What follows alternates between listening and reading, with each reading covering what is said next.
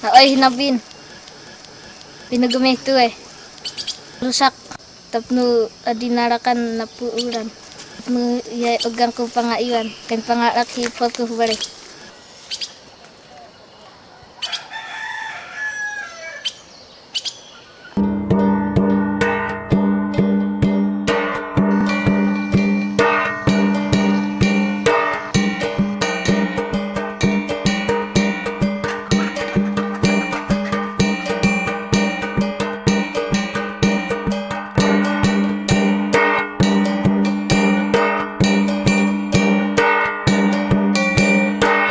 Forest protection and management practices among the indigenous peoples have been proven as a sustainable way of preserving the rich diversity of their forests for generations. In our case, in Ifugao, our ancestors were able to maintain forest preservation and management through what they call the Muyong system.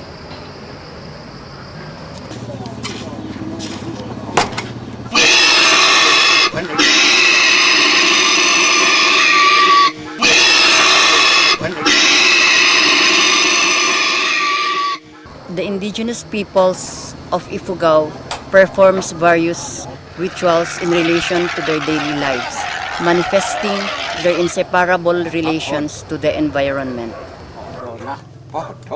Tanda dia tuan mapodo dan hana ai hai mata udah apun babari anu piano nagani di mata pati dia dapat magmuda bunga iriak dapat inarin duat. Today, Ama Donatos clan performs a ritual asking their ancestors to guide them that they may be more united in protecting their environment, especially their forest. Tanda dia muni bagado luar dan amina kada na hapat ang barat na pormuta dito ko. Dia mapatano kan batayan da kay nung kotono kagunan ng tuan kaya nganit hinura makapakayan dan ano ka po. Udmak! Udmak!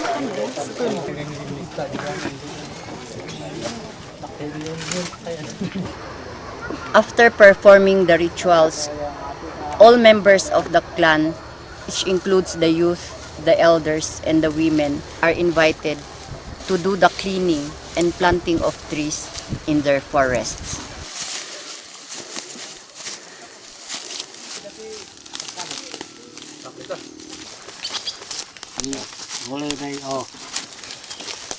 The honor of the Muyong is the clan.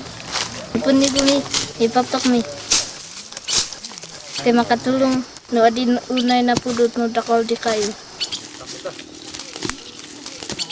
Nang pinugaya makatuling metang, tod na nanuta. Diyan nalakan magdi. Makanayon nga magdi, ya magaburan ng pahidao. Heri Heri dari subuh. Gena arah dia tabang awak. Ona. Tetap ona. Wala tuman ona hinay. Nah, kalau nungay wadah humapitin dan ni, kau ni wakuanah dah. So, alhamdulillah ibaratnya waktu takut tu, ay takut pun humangan ng badyang yoki yun nato. So, pun humangan takut, tapno itu duyo nung anenan din ay pumbadyangan hinasayaat. Kami dahili. Tanong aneman nan imbabaleta ko, nga mamotang kay datu ang metlayang. O hiya tuwalin ng badyang hingingana. Hituin mo yung hituin pabortan di amot mi nada. Yung pabortan di amot mi handi. Sukat wani imo ongal ratatun kakayo. Ay di kabasit ko no sumang atak nga apan agbukati agkaliti kwa ti kamuti nangalak ti kay kayo nga tinumaw to dalan mora iso nga kastoy. Hito'y pakalandahi na dumadumaan aga. Tapos hito'y way pakalandahi agan kun kontrol hi pesti na payo. Nawakaw. Nga kay agahan na. Lagot. Pitpiton din ang tubo na. Dakop. Duway na god. Protection of the muyong is the responsibility of the clan members. The weeding, the cutting of branches, and the removing of unwanted vines that hinders the nourishment and growth of beneficial trees, especially the water-bearing trees, are done regularly.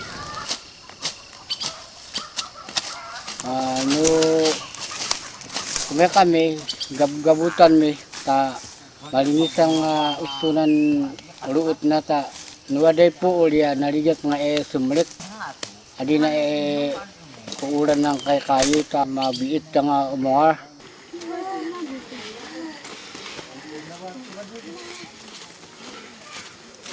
Ito di fugaw jaga na ni mali an ugfu. Hitayan ugfu ja maamong ngayon namong babarkada. Di mucho nung tamo ini pajo. When ini muyong ni ahaan kadwo cho nga miid hay pujad na.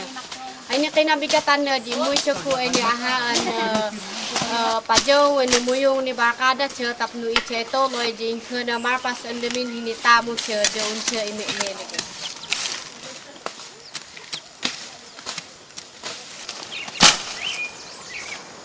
Dami yan na uunga tu, ituenan ohaan na ongal am ibodang mi ituan numbo pumbalbaliw di pudut ya klima tuan numbo belayan tu.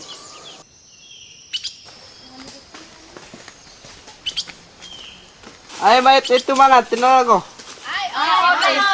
Magang payak. Bayo ta. At times where they have to cut the grown-up trees for the use of the clan members or the community, they see to it that they will plant or replace whatever tree is harvested. Hinayarong hom, te isang tumit lang dako di puun na tamakaanan. No, yak mga iyo, akay alak yanan medyo nung kape ko na nan mayat an maandong ya umongar ta ni usalon hi barbare atili. Even in the proper way of cutting the trees has to be ensured so that the smaller plants will not be destroyed. This is also true when they cut the branches for their firewood. In case there are festivities or death, clan head allows the community to cut trees for the use of the community. Nugudom nan iba kaya mabuli ang mga idah tu.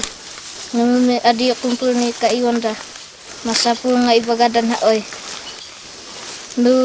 Nan udum kuan mga iwituan buang ku iba. Wadi di ibagan haoy. Mortaok dida.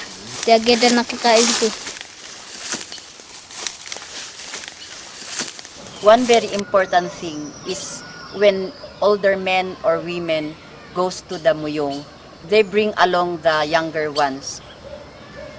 In the process of gathering firewood or cleaning the muyong, they teach the children the importance of a certain tree and the use of the tree.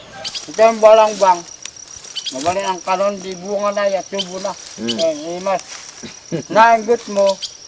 Nain nan mapot an pun ulingan hi eta mun uli ya mabali ang ipot bo hi pumpusti hi bare kaya na pintas diyan habawang buwan kote tandanan ta kote hinanong penan umidat hidanum ang punayon hi pundanum yang pipigi kon napot bo hi lagadian hi bare ken nadayo kong ya, nanapan ng wadanan of hinaan o minuman.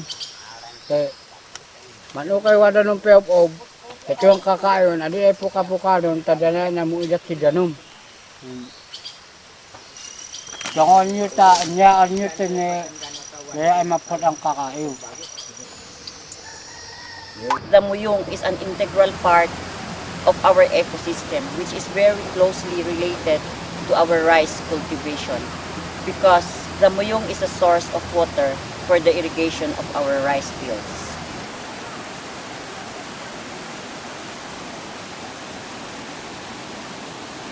now, there is a great challenge for the indigenous peoples of Ifugao on how to maintain and continue the preservation of their muyong.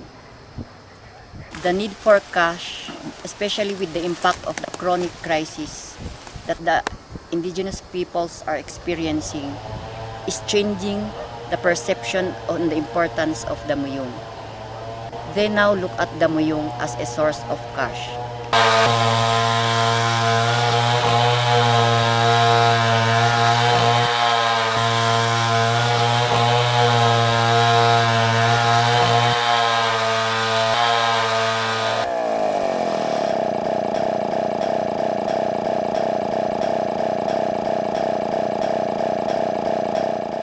O ti kinarigat ti biyag ket kastoy lang ti pagtegedan mi.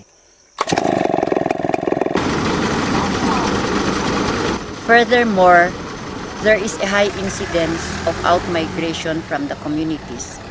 The youth tends to move to the town centers, to the cities, and to other countries to look for better jobs. Few are left in the community to inherit the knowledge systems of the elders. To them lies the great challenge to sustain the Muyong system and the rich cultural traditions of the Ifugao people. Karayon dahaligit nonohi alig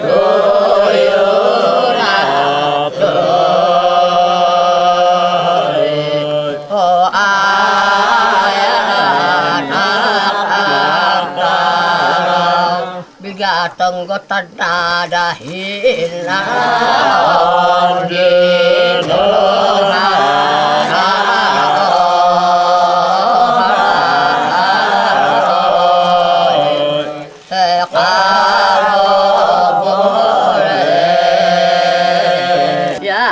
gawaon na yan ginawa. Gawan di bulayang yan, nakunhok di parang namurarog ang malyada. Hinaon din o